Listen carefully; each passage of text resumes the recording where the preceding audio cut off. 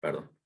Cuando veamos transferencia de calor por convección, lo vamos a tomar como que es válido esto. Es el salto de temperatura entre una superficie y el fluido que está cerca de la superficie va a ser igual a la densidad de flujo de calor sobre el coeficiente pericular que tiene que ver con la convección. Lo vamos a ver por ahí un poquito mejor en la guía que viene, pero tómenlo como que es cierto así. Ah, bueno. ¿Y ese coeficiente sale de tabla? El H, Sí. bueno, buena pregunta. Hay algunos valores de tabla. ¿Se acuerdan que hablamos algo en la clase pasada que ese H dependía de la velocidad, perdón, dependía de Reynolds, que dependía a su vez de la velocidad? ¿Se acuerdan de esa parte? Sí, profe. Con lo cual no es que hay un H para el aire, un H para el agua, se modifica porque va a depender del fluido, pero también va a depender de la velocidad del fluido, con lo cual varía mucho en función de la condición del lugar. Entonces hay algunos pocos valores de H tabulados que podrá decir aire con vientos menores a o vientos entre velocidades entre tanto y tanto, pero en general hay que estimarlo al valor, que lo vamos a ver ya más adelante, cómo podemos estimar el valor de H. Bien, profe, gracias. No, de nada, no es como la conductividad térmica, como este K, que sí está tabulado y solamente depende de la temperatura cuando varía mucho, pero en general hay un K para cada material. En el H es más complicado, en general nosotros lo vamos a tener como dato, pero conseguir ese valor no es de tabla, sino que hay que hacer una estimación de su valor.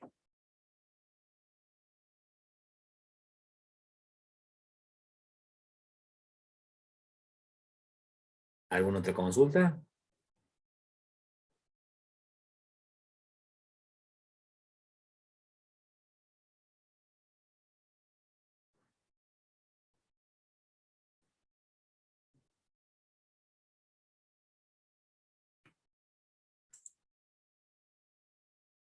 ¿Nadie tiene ninguna pregunta?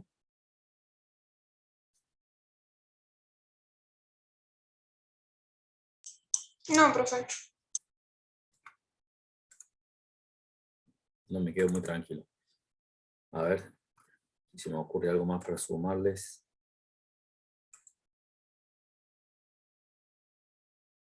Supongo que se entiende acá que esto es un corte de una pared, que puede ser una pared de cualquier material, que en este caso tiene 3 materiales distintos, puede tener 1, 2, 5, puede tener los que tenga.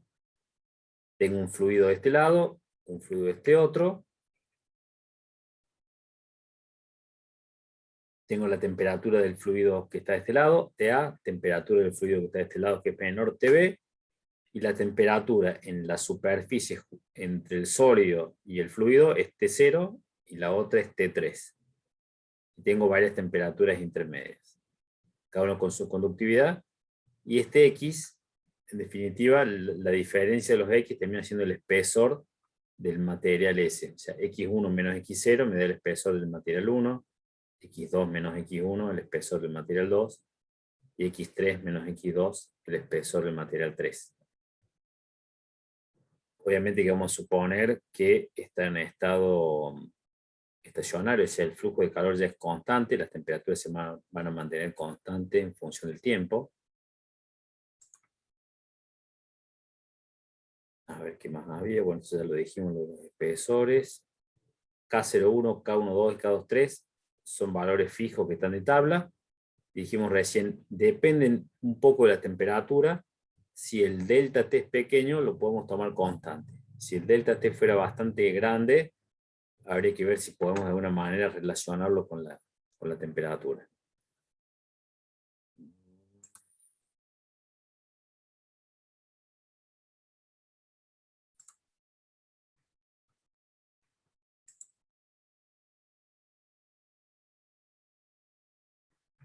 Acá me pregunta Abigail, creo que es. Sí. Si para el coloquio nosotros tenemos que hacer los desarrollos matemáticos. Sí, Abigail. La idea es que yo te voy a dar el título. Suponete que te digo, el título puede ser conducción de calor a través de paredes planas compuestas. Nada más te doy el título, vos harías este gráfico y a partir de acá vas planteando las distintas suposiciones, las distintas condiciones iniciales y vas empezando a hacer el desarrollo matemático hasta llegar a las ecuaciones finales, que sería estas, bueno, o estas dos.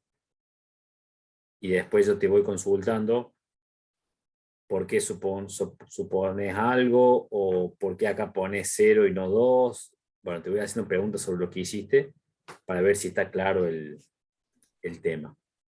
En general, lo que me interesa es que se entienda el tema. O sea que si acá, por ejemplo, en vez de un 1-2 le pusiste 2-1, o no sé, le pusiste 2-3, te equivocaste, y hablándolo lo entendés, no hay problema. Pero si hiciste todo perfecto el desarrollo, y yo te pregunto, ¿qué es H3? Y me decís, tiene que ver con el coeficiente de conducción, a mí me daría que estudiaste memoria y ahí sí está mal. Esa Perfecto, profe. es la forma en la que tomamos. Bueno, Profe, Sí, Luciana. acá en este PDF todo el desarrollo este matemático no es como tan extenso para ahí como el que teníamos en la unidad 2, que teníamos para el análisis dimensional, que teníamos, por ejemplo, en el apunte e incluso en PowerPoint teníamos como un desarrollo como más fuerte. Análisis En ese dimensional, caso, cuando veamos qué parte. cuando veíamos cómo sacar, cómo llegar a la ecuación, como el desarrollo matemático. ¿Te acordás puntualmente de qué caso? A ver, ahí le digo, porque lo vi en... un segundo.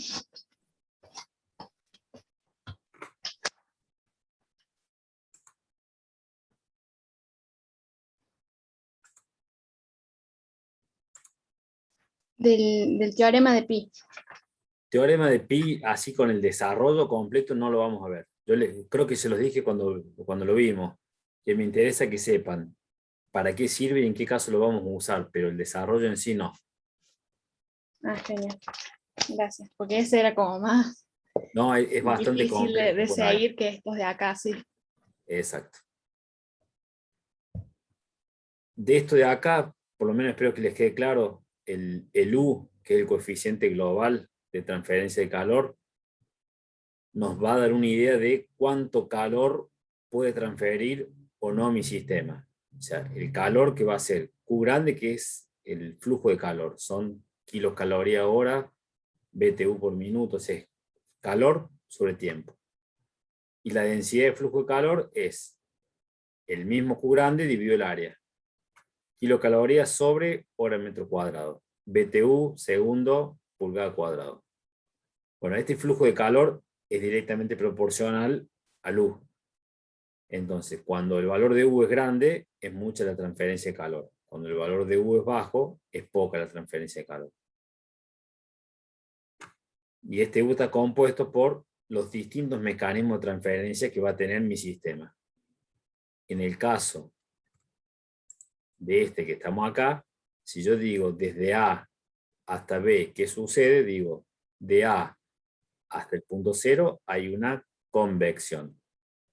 Desde 0 hasta 1 hay una conducción, de 1 hasta 2 hay otra conducción, de 2 a 3 hay otra conducción, y de 3 a B hay otra convección. Tengo 1, 2, 3, 4, 5 mecanismos de transferencia de calor que me van a aislar en cierta medida o a facilitar la transferencia de calor desde A hasta B. Esos 5 mecanismos de calor los tengo en cuenta con cada uno de estos 5 términos. ¿Se ve eso? Sí, profe. Sí, sí. Bueno, entonces imagínense, si el valor de H, 0, que dijimos que era la velocidad del fluido de un lado, o el de H3, o ambos, se hace muy grande porque aumenta la velocidad del fluido, ¿qué pasa con U? ¿Crece o decrece?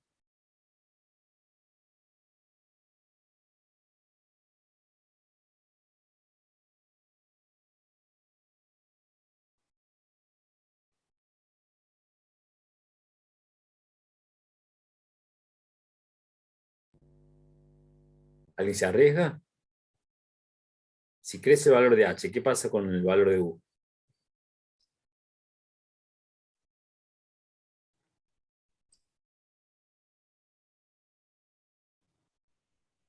Disminuye, si crece.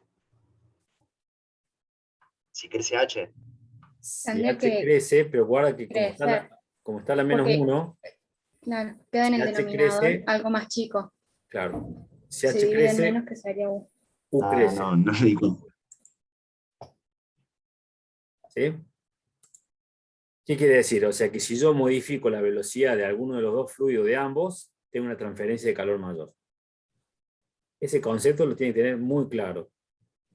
¿Y qué pasa si la conductividad, o sea, si K de alguno de los materiales o de todos crece? ¿Qué pasa con U? Lo mismo. También crece. Entonces, ¿Sí? a mayor valor de K de un material es más aislante y, perdón, a mayor valor de conductividad U aumenta, hay mayor transferencia de calor. ¿Y qué pasa si el espesor aumenta? Si este delta crece. Decrece U. Decrece U y hay menor flujo de calor. Con lo cual, ya tienen tres variables para modificar el flujo de calor. Si yo quiero que el flujo de calor aumente, puedo aumentar la velocidad de alguno de los fluidos o de ambos, con lo cual aumenta H. Puedo colocar materiales de mayor conductividad, o sea, de una K más grande, o puedo disminuir los espesores. De esas tres formas, aumento la transferencia de calor. Y al revés, si yo quiero disminuir la transferencia de calor, puedo intentar reducir el movimiento de alguno de los fluidos, colocar materiales con conductividad menor, o aumentar el espesor de alguno de los materiales o de todos. ¿Eso se entiende? Sí, profe, se entiende. Bueno, este balance que está planteado desde A hasta B y tiene en cuenta los 5 mecanismos, yo podría plantearlo en otros puntos. Yo, por ejemplo, si quiero conocer cuál es el valor de T2, al balance lo podría plantear entre TA y T2 o entre T2 y TB. Habría que ver qué datos tengo. Imaginemos que lo voy a plantear entre TA y T2, ¿sí? Desde TA hasta el punto 2. Cuando yo elabore la ecuación esta, que la van a usar mucho en el práctico, si yo voy desde A hasta 2, de estos 5 términos, ¿elimino alguno? Sí, uno, el que tiene K, 2, 3. El que tiene ese Lo elimino. ¿Ese solo? Sí, porque los otros dos son de convección que sí o sí del otro lado voy a tener, y los otros dos son las dos capas de material diferentes que dejé. Está bien, pero no creas que... Eso, por eso quiero que lo charlemos un ratito. Eso, lo que vos estás planteando sería el caso de que yo elimino el material 2, 3. Ah, yo entendí que hacía eso. Ah, pues, Que no hay ningún dijo que problema. hacía. Si sacamos ese material, lo que vos decís está perfecto. Ahora, si yo no saco el material, pero quiero conocer la temperatura en 2, el sistema quedó tal cual estaba acá, con todos los materiales, pero yo quiero saber cuál es el valor de T2. En ese caso, yo debería eliminar este término, como dijiste vos, pero también elimino este. Elimino estos dos términos. Y acá planteo TA menos T2. Y si quisiera conocer otra temperatura, coloco la temperatura acá, pero veo qué término coloco en función de desde dónde hasta dónde voy a transferir el calor. O sea, lo planteo hasta la de la temperatura que quiero saber sería. Exactamente. De hecho, en un ejemplo así, que seguro que van a tener un ejercicio, podrías hasta hacerlo de ambas formas. Después podrías plantearlo entre T2 y TB. Supongamos que conozco TA de dato y TB como dato. Podría plantearlo entre T2 y TB, y cuando voy a plantear la ecuación, estos tres términos no los coloco, Coloco solamente estos dos. Y acá coloco T2 menos TB. El valor que van a obtener tendría que ser el mismo. Y es el mismo. Salvo algún decimal, alguna cosa así, tendría que ser igual. Ah, bueno. Eso es muy útil por ahí cuando quieren conocer si algún material se va a sobrecalentar, porque hay unos aislantes que tienen temperaturas máximas de trabajo. Entonces, en un caso así, verifican que la temperatura de ese material máximo de trabajo no se supere y que haya cierto margen, por ejemplo. ¿Estamos bien hasta acá? Sí, profe. Bueno, yo los voy a dejar, salvo que tengan alguna duda más,